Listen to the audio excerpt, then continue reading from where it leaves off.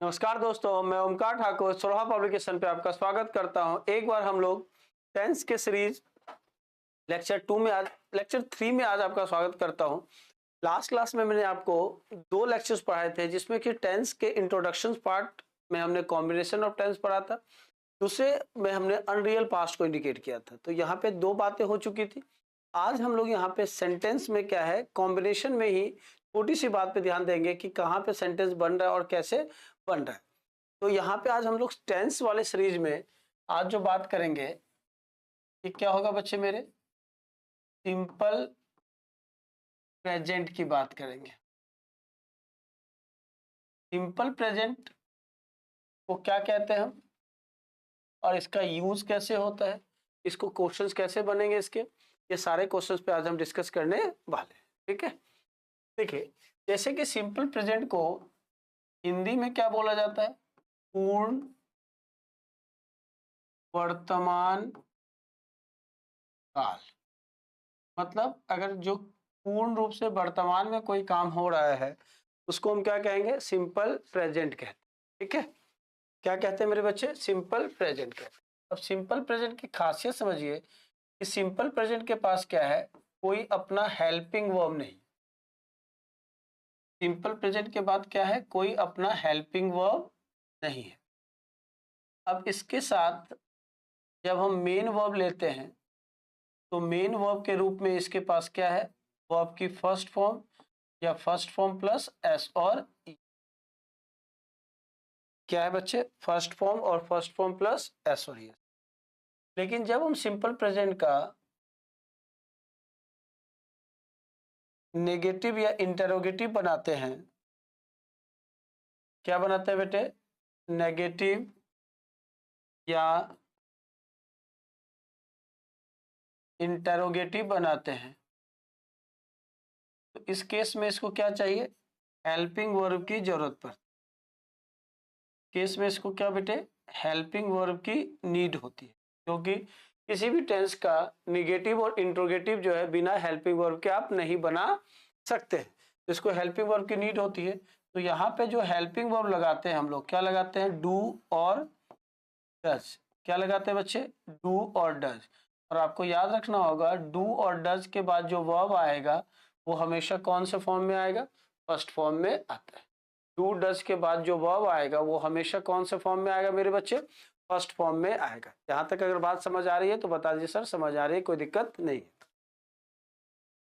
आइए देखते हैं हम लोग कि इसको और कैसे अच्छे से समझ सकते हैं हम, यहाँ तक की बात करके।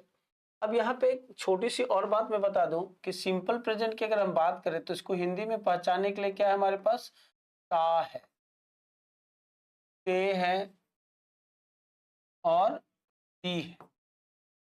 ठीक है, जब मैं ट्रांसलेशन माध्यम से आपको पढ़ाऊंगा तो ये सभी हिंदी के वाक्यों का भी यूज हम करने वाले। अब यहाँ पे अगर बात कर ले तो सिंपल प्रेजेंट टेंस में क्या होता है भाई, इसको पहचानने का क्या है कि अगर आप वर्ब के माध्यम से सिंपल प्रेजेंट को पहचानते हैं तो वो क्या आएगा आपका, या तो वर्ब की फर्स्ट फॉर्म दी जाएगी, या तो वर्ब की फर्स्ट फॉर्म होगा, या तो फर्स्ट फॉर्म प्लस एस और ई एस होगा। ठीक है, अगर वर्ब की फर्स्ट फॉर्म प्लस एस और ई एस है तो ये याद रखना होगा आपको कि ये हमेशा किस में इंट्रोड्यूस होगा, आपका सिंपल प्रेजेंट में होगा। किस में होगा बेटे, सिंपल प्रेजेंट में यूज करेंगे। ठीक है, आइए अगर सिंपल प्रेजेंट की हम बात कर रहे हैं तो सिंपल प्रेजेंट से हम इसका स्ट्रक्चर पे भी बात करेंगे कि सिंपल प्रेजेंट का स्ट्रक्चर क्या है। ठीक है, तो इसका स्ट्रक्चर की अगर हम बात कर लें तो स्ट्रक्चर आपको पता है कि डिपेंड ऑन द सेंटेंस, कि आपके पास एक सब्जेक्ट होना चाहिए, एक सब्जेक्ट होगा आपका, और सब्जेक्ट यहाँ नाउन का भी हो सकता है और प्रोनाउन का भी हो सकता है, इसमें कोई दिक्कत नहीं है। एक सब्जेक्ट होगा, उसके बाद मेन वर्ब ही डायरेक्ट आएगा, तो मेन वर्ब के रूप में क्या करेंगे हम, फर्स्ट फॉर्म प्लस एस और एस, और इसके साथ क्या आएगा बच्चे मेरे, ऑब्जेक्ट आएगा, और ऑब्जेक्ट के बाद रेस्ट ऑफ दी वर्ड आप लिख सकते हैं। ठीक है, अब बात आती है कि कहाँ पे हम किस सब्जेक्ट के साथ फर्स्ट फॉर्म यूज करेंगे और किस सब्जेक्ट के साथ सेकंड फॉर्म एस और एस का यूज करेंगे। तो सबसे पहले मेरे बच्चे समझना क्या होता है कि कैसे हम इसके यूज करते हैं। अगर हम बात कर लेते हैं छोटी सी बात,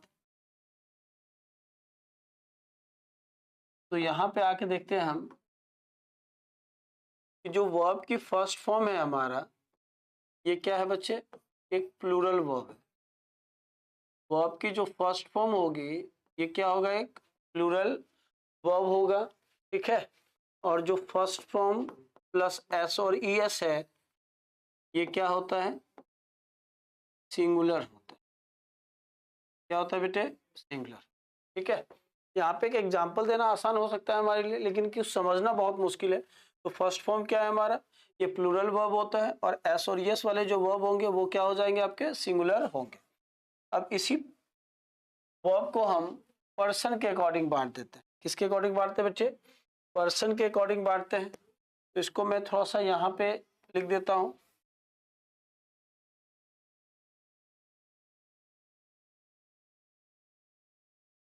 कि जो वर्ब की फर्स्ट फॉर्म है ये हमारा क्या है, प्लूरल वर्ब होता है बच्चे, ठीक है, प्लूरल वर्ब होता है। और जो वर्ब की फर्स्ट फॉर्म प्लस एस और ई एस है ये हमारा क्या हो जाएगा बेटे, सिंगुलर हो जाएगा, ठीक है, सिंगुलर वर्ब। ये दो बातें आपको ध्यान रखना होगा कि जो वर्ब की फर्स्ट फॉर्म है वो सिंगुलर प्लूरल है, और जो वर्ब की फर्स्ट फॉर्म प्लस एस और एस है वो क्या है बच्चे, प्लूरल है। अब इसी वर्ब को हम पर्सन के अकॉर्डिंग बांट देते हैं, ठीक है, पर्सन के अकॉर्डिंग बांट देते हैं। तो पर्सन के अकॉर्डिंग क्या बांटेंगे हम इसमें, इस सबसे पहले यहाँ पे हमारा क्या होगा, पर्सन आएगा, और पर्सन को दो भागों में डिवाइड किया गया है। एक होता है हमारा सिंगुलर,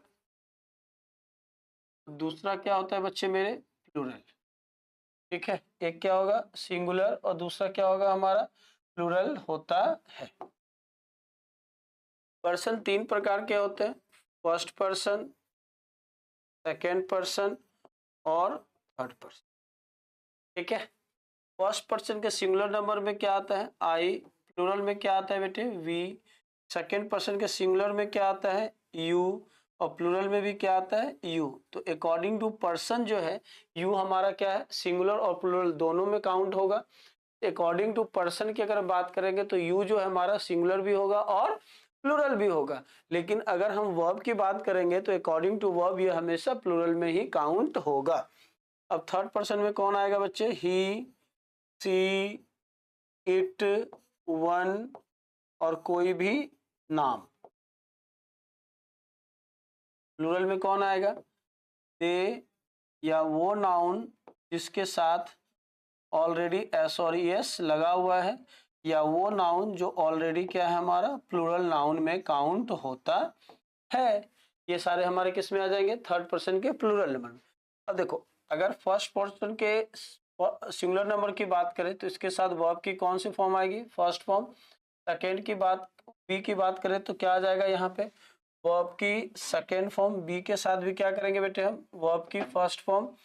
यू के साथ भी क्या करते हैं, वर्ब की फर्स्ट फॉर्म। यू के साथ भी क्या करेंगे, वर्ब की फर्स्ट फॉर्म।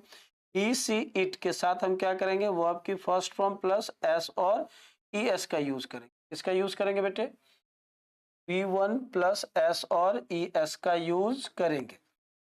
इसके साथ क्या करेंगे, V1 प्लस एस और ई एस का यूज आप यहाँ पर करेंगे। लेकिन दे के साथ अगर हम बात करें तो दे के बाद क्या आएगा, वर्ब की फर्स्ट फॉर्म का ही यूज करते हैं, ठीक है। दे के साथ क्या करेंगे हम, वर्ब की फर्स्ट फॉर्म का यूज करेंगे। यहाँ तक बात समझ आ रही है तो बता दीजिए सर समझ आ रही है, कोई दिक्कत नहीं है, क्लियर है बेटे। अब यहाँ तक तो बात है कि ठीक है, तो इसके लिए हमने एक सब्जेक्ट ले लिया। मान लो जैसे मैंने लिया आई, तो आई के साथ मैं कोई वर्ब लेता हूँ तो क्या लिखूंगा, आई टीच यू इंग्लिश। तो यहाँ पे क्या है, आई टीच यू इंग्लिश, तो ये बिल्कुल सही लग रहा है क्योंकि आई के साथ वर्ब की फर्स्ट फॉर्म है और ये आपको सिंपल प्रेजेंट के लिए बता रहा है, ठीक है। लेकिन अगर मैं इसी के निगेटिव की बात कर लूं तो निगेटिव में इसका स्ट्रक्चर क्या होगा, सब्जेक्ट प्लस डू नॉट या डज नॉट प्लस वर्ब की फर्स्ट फॉर्म प्लस ऑब्जेक्ट। अब आपको पहले बता रखा है मैंने कि डू नॉट और डज नॉट जहां आएगा, डू और डज जहां आएगा उसके साथ जो वर्ब आएगा वो फर्स्ट फॉर्म में आएगा। अगर मैं इसके इंटेरोगेटिव की बात कर लूं तो इंटेरोगेटिव में हमें क्या करते हैं, यस और नो से क्वेश्चन पूछते हैं। किससे पूछते हैं, यस या नो से क्वेश्चन पूछा जाता है। तो इस केस में हमारा जो हेल्पिंग वर्ब है, ठीक है, the helping verb should come before subject, वो हमेशा क्या आना चाहिए, सब्जेक्ट से पहले आना चाहिए। तो हम क्या लिखेंगे, डू और डज, इसके बाद क्या आएगा बेटे हमारा सब्जेक्ट, इसके बाद क्या आएगा वर्ब की फर्स्ट फॉर्म, फिर क्या आएगा ऑब्जेक्ट, और इसके साथ हम क्या लगा देंगे, क्वेश्चन मार्क का यूज कर देते हैं। तो ये हमारा क्या बन जाता है, इंटेरोगेटिव सेंटेंस बन जाता है, इसका स्ट्रक्चर बन जाएगा हमारा। ठीक है, अगर हम आगे बात कर ले, इसी में एक क्या बन जाएगा हमारा, इंटेरोगेटिव या निगेटिव की हम बात कर लेंगे। अब इंटेरोगेटिव और निगेटिव में किस किस की बात आ जाएगी भाई, तो इसमें दोनों बात आ जाएगी। किसके साथ आपको क्या करना है, पहले क्वेश्चन भी पूछना है। तो क्या आएगा, डू और does plus subject plus not plus verb की first form plus object plus question mark. ये तो है साधारण तरीके से पढ़ाने वाली बात।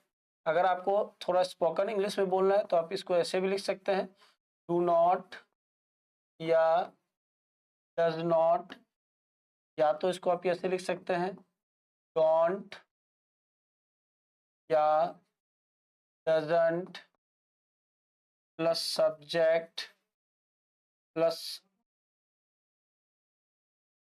सब्जेक्ट प्लस वर्ब की फर्स्ट फॉर्म प्लस ऑब्जेक्ट और प्लस क्वेश्चन मार्क के साथ भी आप क्या लिख सकते हैं, सब्जेक्ट प्लस वर्ब की first form plus object plus question. ठीक है, यहां तक बातें समझ आ रही है। लेकिन अगर मैं इसका WH वर्ड बनाऊं तो इसका WH वर्ड क्या होगा भाई, WH वर्ड क्या हो जाएगा हमारा, तो WH वर्ड में क्या होता है कि WH वर्ड को हम पहले रखते हैं, तो WH word plus helping word, तो क्या आएगा यहाँ, डू और does plus subject plus verb की first form plus object plus क्या आ जाएगा आपका क्वेश्चन। तो ये टोटल आपका क्या बन जाएगा, स्ट्रक्चर बन जाता है पॉजिटिव नेगेटिव सभी का। जैसे अब इसके साथ एक एग्जांपल लेके हम देख लेते हैं कि एग्जांपल क्या होगा। ठीक है, जैसे अगर मैं लिखता हूं, मैं अंग्रेजी पढ़ाता हूं, इसका अंग्रेजी इसका ट्रांसलेशन क्या बनाएंगे हम, आई, क्योंकि आई आएगा, और पढ़ाता हूं, ताहू है तो सिंपल प्रेजेंट होगा, तो क्या लिखेंगे, आई टीच यू। ठीक है, सॉरी, आई टीच इंग्लिश, मैं अंग्रेजी पढ़ाता हूं तो यू नहीं आएगा, यहाँ क्या आ जाएगा बेटे, आई टीच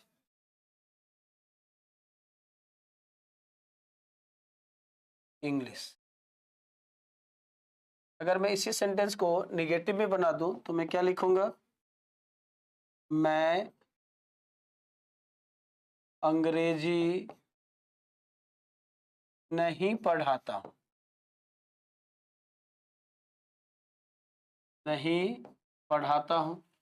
तो अब देखिए जहां पे नहीं आ गया वहां पे मुझे क्या करना होगा, एक क्या लेना होगा, हेल्पिंग वर्ब लेना होगा। तो मुझे क्या लिखना होगा यहाँ पे, आई, अब आई के लिए हेल्पिंग वर्ब क्या आएगा, डू, तो I do not teach English. ठीक है, क्या लिखूंगा मैं, I do not teach English. ये दोनों माध्यम के बच्चों के लिए सही होगा, इंग्लिश और हिंदी दोनों के लिए, क्योंकि आपको हिंदी से अंग्रेजी भी बनाना है और आपको समझना भी है कैसे करना है। ठीक है, तीसरी बात क्या आ जाएगी इसमें, जैसे अगर मैं पूछता हूं, क्या मैं अंग्रेजी क्या मैं अंग्रेजी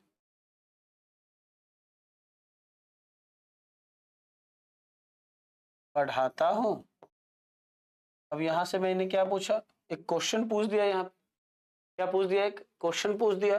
तो क्वेश्चंस पूछने के लिए हमने क्या पढ़ा था कि जब भी क्वेश्चन पूछा जाएगा तो हेल्पिंग वर्ब सब्जेक्ट से पहले आ जाएगा। हेल्पिंग वर्ब कहाँ आ जाएगा बेटे? सब्जेक्ट से पहले आ जाएगा। तो यहाँ पे हम क्या लिखेंगे? डू आई टीच इंग्लिश, और जहां इंटरोगेट आएगा वहां पे हम इंटरोगेटिव मार्क भी लगा देंगे। अब इसी में अगर मैं इसका निगेटिव और इंटरोगेटिव दोनों बना दूं तो क्या मैं लिखूंगा? क्या मैं अंग्रेजी पढ़ाता हूं? तो इसके लिए क्या होगा? यहाँ पे भी क्वेश्चन मार्क, तो क्या लिखेंगे हम? डू, क्या मैं अंग्रेजी नहीं पढ़ाता हूँ? क्या लिखेंगे हम? नहीं पढ़ाता हूँ। तो क्या लिखेंगे? Do I not teach English, या मैं क्या लिख सकता हूँ? Don't I teach English. दोनों सही हो जाएगा हमारा। अब इसी क्वेश्चंस को अगर एग्जामिनर इस तरह से पूछा जाए, मैं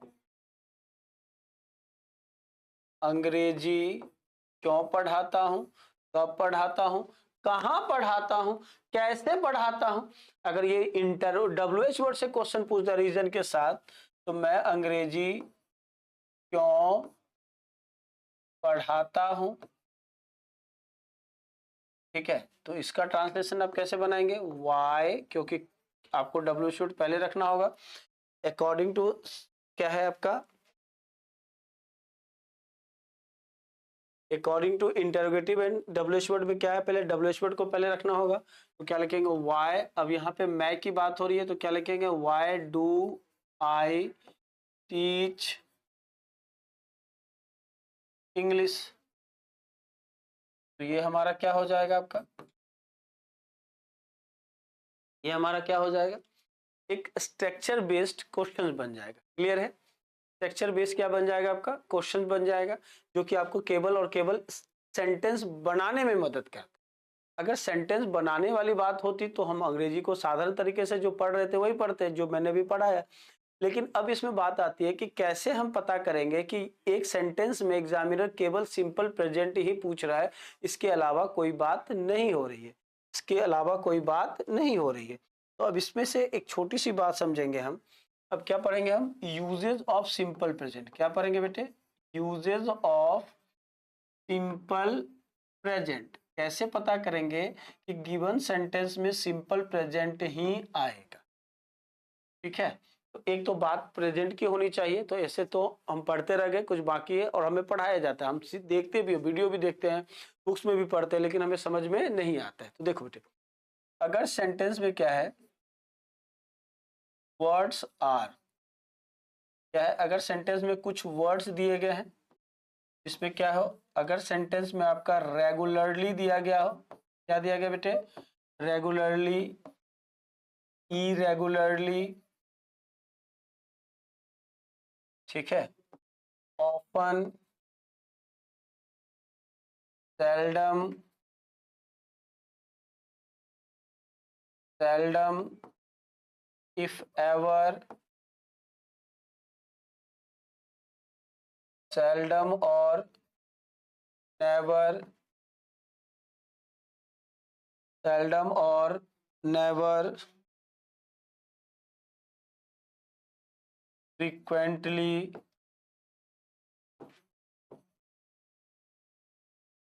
समटाइम्स,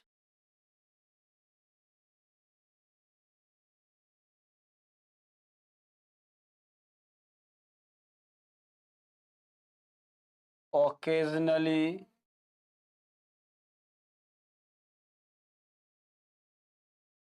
occasionally,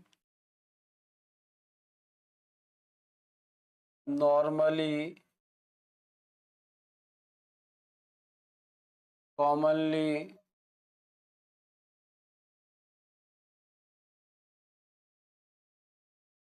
whenever,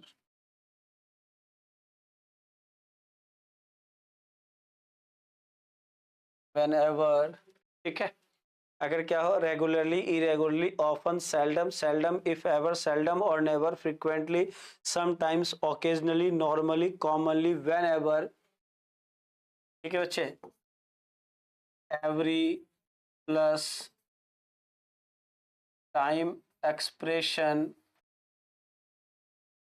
ठीक है, एवरी प्लस टाइम, जैसे एवरी ईयर हो गया, एवरी मंथ हो गया, ये सारे वर्ड्स हो अगर, और क्या हो बेटे, डेली, अगर इस तरह के सारे वर्ड्स दिए गए हैं, अगर सेंटेंस में क्या है, regularly, irregularly, often, seldom, seldom if ever, seldom और never, frequently, some time, occasionally, normally, commonly और वेन एवर, या ठीक है एवरी प्लस टाइम एक्सप्रेशन या डेली जैसे शब्द दिए गए हों, तो इनके साथ हमेशा क्या करेंगे, अगर ये सारे वर्ड्स हैं, ठीक है, अगर ये सारे वर्ड्स हैं, समटाइम्स हो गया, यूजुअली, एक वर्ड और लिख लेते हैं हम लोग, यूजुअली, ठीक है बच्चे,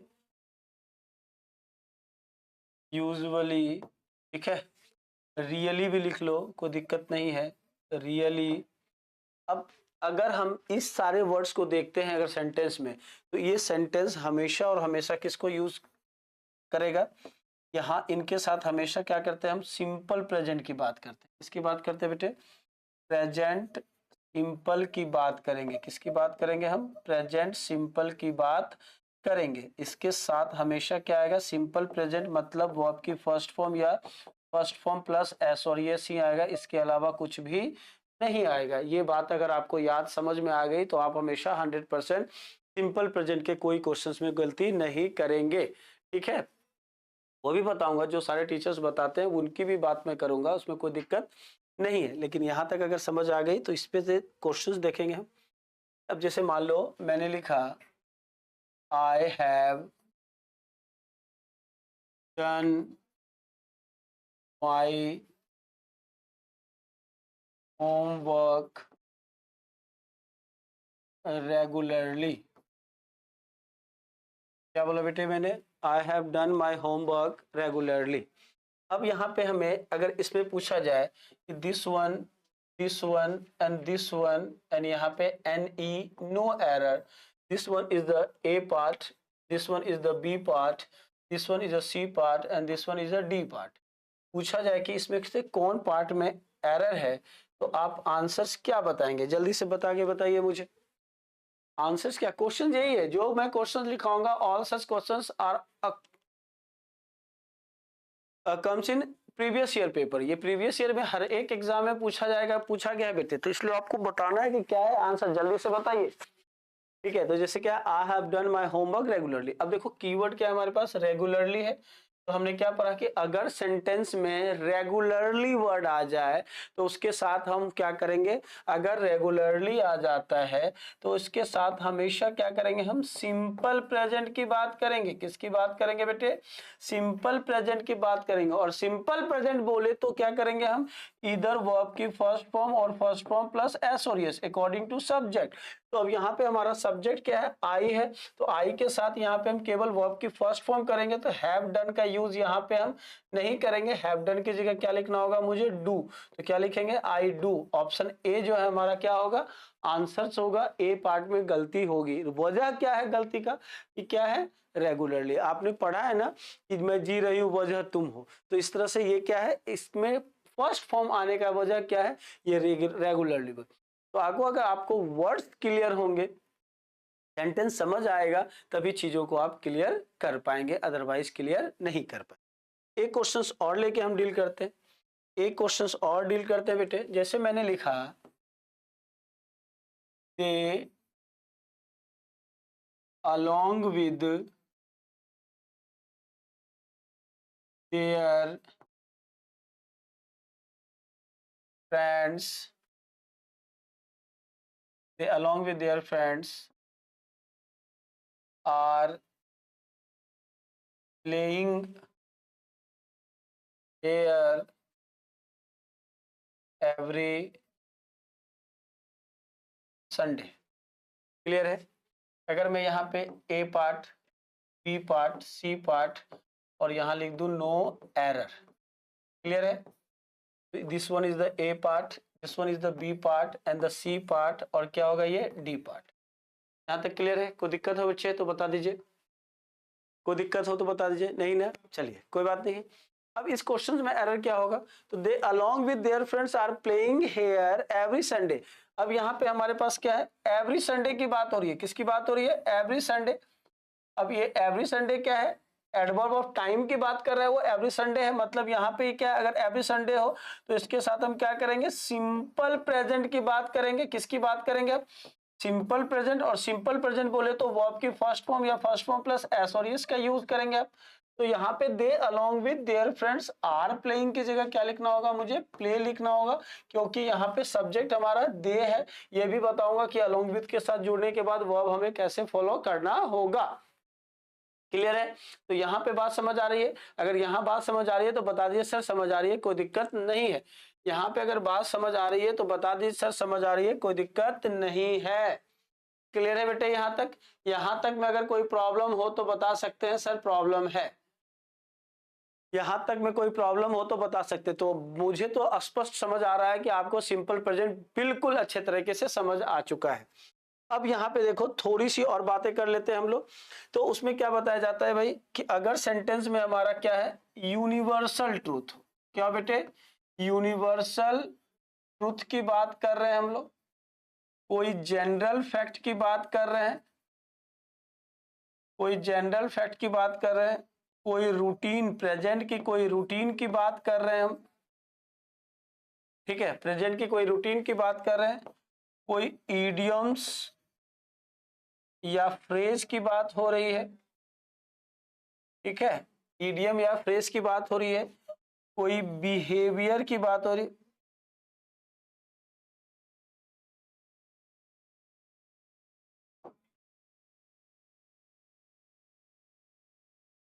अगर बिहेवियर की बात हो रही है तो इन सभी के लिए हम क्या करेंगे, सिंपल प्रेजेंट की बात करते हैं। किसकी बात करते हैं बेटे, हम सिंपल प्रेजेंट की बात करते हैं। और सिंपल प्रेजेंट बोले तो हम क्या करेंगे, इधर फर्स्ट फॉर्म और फर्स्ट फॉर्म प्लस एस और ई एस। अब जहां से आप सिंपल प्रेजेंट के क्वेश्चंस बनाना चाहते हैं बना लीजिए। अगर यहाँ के अलावा कहीं कोई दिक्कत आ गई तो आपको पढ़ने की कोई जरूरत नहीं है हम लोगों से, ठीक है। यहाँ तक मैं आपको क्लियर करता हूं। अगर यहाँ से सिंपल प्रेजेंट में कोई दिक्कत है तो एक रूल आपको और सिंपल प्रेजेंट वाले उठा के दिया जाएगा कि दो फ्यूचर के बाद एक फ्यूचर को प्रेजेंट में चेंज किया था। ये मैंने आपको कॉम्बिनेशन ऑफ टेंस में ऑलरेडी पढ़ा रखा है, तो आप उस वीडियो को भी बहुत अच्छे से देखेंगे। मैं एक एक वीडियो पे सीरीज बनाऊंगा। ये चूंकि थोड़ा सा हाफ एन आवर्स का हो गया सिंपल प्रेजेंट, थोड़ा समझाना पड़ा मुझे कि निगेटिव इंट्रोगेटिव, लेकिन अगले से मैं निगेटिव इंट्रोगेटिव की बात भी नहीं करूंगा, केवल आपको थियोरेटिकल समझाऊंगा कैसे कॉम्पिटिटिव एग्जाम में क्वेश्चन बनते हैं। मिलते हैं अगले क्लास में। Bye bye, take care, all the best, जय हिंद जय भारत।